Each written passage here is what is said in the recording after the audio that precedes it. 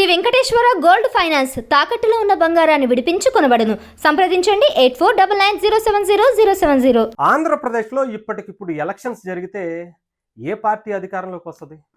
ఒక పక్క వైఎస్ఆర్సీపీ పార్టీ, జగన్మోహన్ రెడ్డి గారు, ఆయనకు వస్తున్నటువంటి ఆ జనాలు ఇవి చూస్తే ఇంకా మా పార్టీనే ఇప్పటికిప్పుడు ఎలక్షన్స్ జరిగినా 2029లో జరిగినా ఎప్పుడు జరిగినా మేమే అధికారంలోకి వస్తాము, ప్రభుత్వం మీద తీవ్ర వ్యతిరేకత పెరిగిపోయింది, మొత్తం అంతా కూడా ఆ ఓట్లన్నా కూడా మాకే పడిపోతాయని వైఎస్ఆర్సీపీ చాలా ఎక్కువగా ఊహించుకుంటున్నటువంటి పరిస్థితి కనిపిస్తుంది.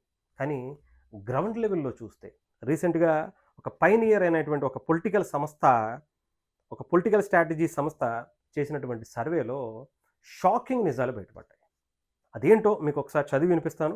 కూటమికి సంబంధించి కూటమి ఎలా ఉంది అనేటువంటి దాని మీద 49% ఓకే బాగుంది అనేటువంటి దాని మీద ఇచ్చారట. మరి వైఎస్ఆర్సీపీ ప్రతిపక్ష పాత్రగా 40% దగ్గర ఓట్లు వచ్చాయి, వాళ్ళకి ఓట్లు పడ్డాయి. ఆ ఓట్లను నిజంగానే వాళ్ళు ఇంకా పెంచుకున్నారా? ఈ ప్రభుత్వ వ్యతిరేకమైనటువంటి ఓటు అంతా కూడా వాళ్ళకి వెళ్ళిందా అంటే లేదు. అంటే ఆ సంస్థ చేసినటువంటి సర్వేలో జగన్మోహన్ రెడ్డి గారికి 40% కాక మొన్నటి వరకు కనిపిస్తే ఇప్పుడు 28%కే పడిపోయింది. అటు శ్రీకాకుళం ఇచ్చాపురం నుంచి తీసుకుని అటు చిత్తూరు జిల్లా వరకు కూడా జగన్మోహన్ రెడ్డి గారికి షాకింగ్ నిజాలు ఇచ్చినాయి అన్నమాట. కంప్లీట్గా ప్రతిపక్ష పాత్రలో వైఎస్ఆర్సీపీ పార్టీకి ఎటువంటి అర్హత లేదు, ఆ పార్టీ వచ్చినటువంటి అవకాశాలని అందిపుచ్చుకోవడం లేదు, ప్రతిపక్ష నాయకుడిగా జగన్మోహన్ రెడ్డి గారు కంప్లీట్గా ఫెయిల్ అయిపోయారు. ఆయన శవాలు కనపడితే బయటికి వెళ్తున్నారు తప్ప ప్రజల సమస్యల మీద కొట్లాడట్లేదు అనేది వీళ్ళు ఇచ్చినటువంటి రిజల్ట్లో అర్థమైపోయింది. ఇంకా చెప్పాలంటే 23%, 49% కూటమికి సపోర్ట్ చేస్తే వైఎస్ఆర్సీపీ పార్టీకి 28% చేస్తే 23% ఇంకా మేమేమీ నిర్ణయించుకోలేదు అనేటువంటి దాంట్లోనే ఉండిపోయారట.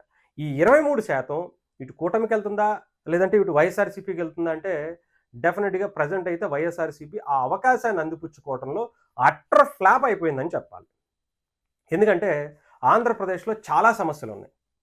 ప్రతిపక్ష పాత్రగా ఒక నిజమైనటువంటి ఒక నాయకుడిగా ప్రజలకు ఒక భరోసా కల్పించేటువంటి ఒక ప్రతిపక్ష పాత్రలో ఉన్నటువంటి నాయకుడు పార్టీగా ఆయన ఏ పని కూడా చేయట్లేదు. చాలా సమస్యలు ఉన్నాయి, చాలా ఉన్నాయి. ఇచ్చినటువంటి హామీలు ఇంకా కాస్తో కూస్తో కొన్ని ఉన్నాయి, అవి చేయాలి. అనేకమైనటువంటి ప్రాజెక్టులకు సంబంధించినటువంటి ఇష్యూస్ ఉన్నాయి, అనేకమైనటువంటి అవకతవకలు అక్కడ ఇక్కడ బయటపడుతున్నటువంటి పరిస్థితులు ఉన్నాయి. ఇవన్నిటి మీద కూడా జగన్మోహన్ రెడ్డి గారు పోరాడటంలో ప్రజలకి మేము అండగా ఉన్నాము, మీ సమస్యకి మేము అండగా నిలబడతాము అనే ఒక భరోసా ఇచ్చే దాంట్లో అట్టర్ ఫెయిల్యూర్ అయిపోయారని చెప్పాలి.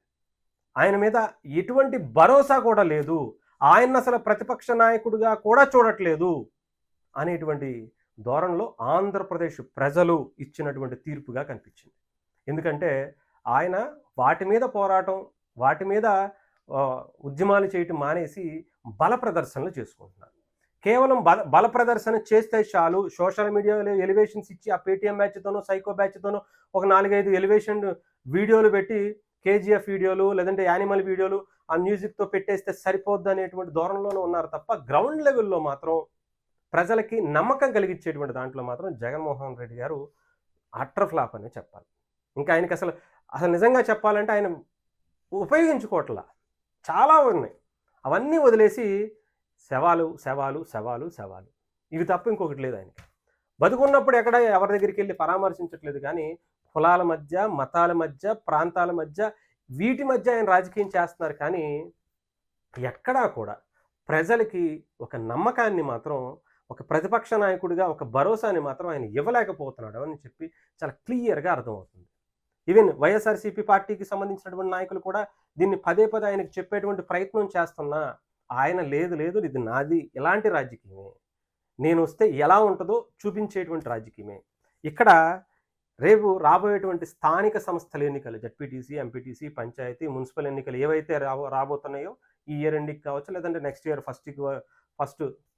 ఫస్ట్ పీరియడ్లో వచ్చేటువంటివి అన్నీ కూడా జగన్మోహన్ రెడ్డి గారికి ఒక షాక్ అంటే షాకే. అది కూడా ఇలాంటి షాక్ కాదు. ఏదైతే 40% మాకు 11 సీట్లే వచ్చినా కానీ 40% మాకు ఓట్లు ఉన్నాయి అని విర్రవీగిపోయినటువంటి జగన్మోహన్ రెడ్డి గారికి అండ్ వైఎస్ఆర్సీపీ బ్యాచ్ మొత్తానికి షాక్ ఇవ్వాలనేటువంటి తీర్పుతో వచ్చేటువంటి ఫలితాలే చాలా క్లియర్గా అర్థమవుతుంది. ఎందుకంటే వాళ్ళ సత్తా ఏదైతే జనాలు విపరీతంగా వచ్చేస్తున్నారు, వీళ్ళందరూ కూడా నిజంగా డబ్బులు ఇవ్వకుండానే జగన్మోహన్ రెడ్డి గారిని చూసి మొత్తం అంతా కూడా ఎగబడిపోతున్నారు అనేటువంటి ఆ భ్రమలో ఉన్నారో, రేపొద్దున్న లోకల్ బాడీ ఎలక్షన్స్లో చెప్పాలంటే జగన్మోహన్ రెడ్డి గారు పోటీ చేయడానికి కూడా భయపడిపోయేలాగా, ఈ రిజల్ట్ వస్తుందని ముందే తెలిసి ఏదో ఒక కారణం చెప్పి తప్పించుకునేటువంటి పరిస్థితే కనిపిస్తుంది తప్ప, ఆయన పోటీ చేస్తే 100కి 100% ఈ 28% వచ్చినా కూడా ఎక్కువే. 40% పక్కన పెట్టి 39% పక్కన పెట్టి ఈ 29% ఏది పైనియర్ సంస్థ ఇప్పటికిప్పుడు ఎలక్షన్స్ వస్తే ఇచ్చినటువంటి ఆ తీర్పు 28% కూడా జగన్మోహన్ రెడ్డి గారికి రావటం కష్టమే అనేది ఆయన ఆ 40% కాపాడుకోవడం పక్కన పెడితే ఈ 28% కాపాడుకోవడం కూడా ఆలోచనలో పడాల్సినటువంటి పరిస్థితి ఉంటుంది. సో ఒక షాకింగ్ ఇలాంటి సంస్థలు అనేవి కూడా ఇస్తున్నటువంటి పరిస్థితి కనిపిస్తుంది. జగన్మోహన్ రెడ్డి గారు ప్రతిపక్ష నాయకుడిగా కంప్లీట్గా అట్టర్ ఫ్లాప్. వైఎస్ఆర్సీపీకి ఎటువంటి అర్హత లేదు, రాదు, ఉండబోదు అని తేల్చి చెప్పినటువంటి ఈ సంస్థకి సంబంధించినటువంటి సర్వే రూపంలో అర్థమవుతుంది. నార్మల్గా కూడా ఆంధ్రప్రదేశ్ అంటే కూటమి బాగుందా బాగాలేదా అంటే డెఫినెట్గా గత ప్రభుత్వానికన్నా చాలా బాగుంది. మౌలిక సదుపాయాలు ఇస్తున్నారు. ముఖ్యంగా రోడ్లు, మిగతా వాటి పథకాలకు సంబంధించి డబ్బులు ప్రతి నెల డబ్బులు పడిపోయాయి అనేటువంటి దాని గురించి ఆలోచించేవాళ్ళంటే ఆ పథకాల మీద ఆధారపడి ప్రతి నెల డబ్బులు పడిపోవాలనుకునే వాళ్ళు తప్ప మిగతా ఎవరు కూడా స్టూడెంట్స్ ఏదో కంపెనీలు వస్తాయి, ఉద్యోగాలు వస్తాయి, రేపు పొద్దున మేము డిగ్రీ పట్టా చేత పట్టుకుని బయటకు వచ్చిన తర్వాత మాకు ఒక ఉద్యోగం వస్తుంది, మేము ఎక్కడికో హైదరాబాదు, బెంగళూరు ఇంకో చోటకు వెళ్ళాల్సినటువంటి లేదు, అవసరం ఉండదు అనేటువంటి ఒక భరోసాలో ఉన్నారు. తల్లిదండ్రులు కూడా మా పిల్లల్ని చదివించుకున్న తర్వాత వాళ్ళు ఏదో ఒక రకంగా ఇక్కడ ఉండి ఉద్యోగం చేసుకుంటారు అనేటువంటి ఒక ఆలోచనతో ఉన్నారు. రోడ్లు వేస్తున్నారు, ట్రాన్స్పోర్టేషన్ పెరిగింది. గతంలో రోడ్లు ఎందుకని ఇంతలా మాట్లాడుకుంటున్నామంటే 5 ఏళ్లలో ఎప్పుడో బ్రిటిష్ వాళ్ళ కాలంలో వేసినటువంటి ఆ కింద రాళ్ళు రప్పలు ఉంటాయి చూసారు, అవి బయటపడింది. అంటే అంతవరకు వదిలేశారు. అవి కింద వరకు మొత్తం రోడ్లు పాడైపోవటం పక్కన పెడితే కింద వరకు ఉన్నటువంటి ఆ పాత రాళ్లను బయటపడేంత స్థాయిలో వదిలేశారనమాట. అంత కొట్టుకుపోయేలా చేశారు. ఇంకా అభివృద్ధి అంటారా, కంపెనీలు అంటారా, ఇవన్నీ ఇంకా చెప్పాల్సిన అవసరం లేదు. అలాగే పెన్షన్స్ కావచ్చు, ఇంకొకటి కావచ్చు, అన్నీ కరెక్ట్ టయానికి ఏదైతే ఏమంటారు ఆయన వాలంటీర్లను పెట్టి చేశారో, అడావిడి చేశారో, వాలంటీర్లకు ఇది ఇచ్చేసాను అది ఇచ్చేసానని చెప్పి ప్రభుత్వ ధనాన్ని వృధా చేసి సాక్షి పేపర్లు కొనిపించి మరి ఏ రకమైతే చేశారో అవన్నీ కూడా ప్రజలకి అవసరం లేకుండానే, వాలంటీర్ వ్యవస్థ లేకుండానే 31వ తారీఖు 1వ తారీఖు మధ్యాహ్నానికల్లా 90% పెన్షన్ని వాళ్ళ ఇంటికి వెళ్ళి ఇచ్చేటువంటి స్థాయిలో గవర్నెన్స్ని చేస్తున్నటువంటి చంద్రబాబు నాయుడు గారు, వీళ్ళందరూ కూడా పవన్ కళ్యాణ్ గారి విలేజెస్ మీద ప్రత్యేకమైనటువంటి పంచాయతీరాజ్ శాఖలో ఒక అద్భుతమైనటువంటి ఆ పరిపాలన విధానాన్ని చూపిస్తున్నారు. దేశం కాదు ప్రపంచంలో గిన్నీస్ వరల్డ్ రికార్డులు వచ్చేటువంటి స్థాయిలో ఆయన పరిపాలన చేస్తున్నటువంటి పరిస్థితి కనిపిస్తుంది. సో దీని మీద ఒక హ్యాపీగానే ఉన్న కొన్ని లోటుపాట్లు ఉంటాయి. అవి అందిపుచ్చుకోవడంలో మాత్రం జగన్మోహన్ రెడ్డి గారు అంటే ఇక్కడ ప్రతిపక్ష పాత్ర బాగుండాలి. అది లేకపోతే ఆల్టర్నేటివ్గా ఈ ఆలోచన అక్కడికి వెళ్ళకుండా ఈ కూటమి మీద ఏదో ఒకటి ఇదే గుడ్డులో మెల్ల మనకి బాగానే ఉంది కదా అనేటువంటి భావనలో ప్రజలు ఉండిపోతారు. సో ఇది జగన్మోహన్ రెడ్డి గారికి 2029 ఎలక్షన్ అనేది చాలా కీలకం. దానికన్నా ముందు ఈ లోకల్ బాడీ ఎలక్షన్ అనేది ఇంకా కీలకం. ఇక్కడ ఆ బలం ఉంది అని నిరూపించుకోకపోతే రేపొద్దున 2029కి వచ్చేటప్పటికి ఇంకా పోతుంది. అందుకని ఆయన ఈ 27లోనే నేను స్టార్ట్ చేసేస్తాను, ప్రతి విలేజ్కి వెళ్ళిపోతాను అని మళ్ళీ మంది మార్బలాన్ని వేసుకుని మొత్తం నేను ఒక షో చేస్తాను అనేటువంటి ప్రయత్నం చేస్తారు. కానీ ఏం ఉపయోగం అనేది కూడా ఆయన ఆలోచించుకునేటువంటి పరిస్థితిలో లేరు.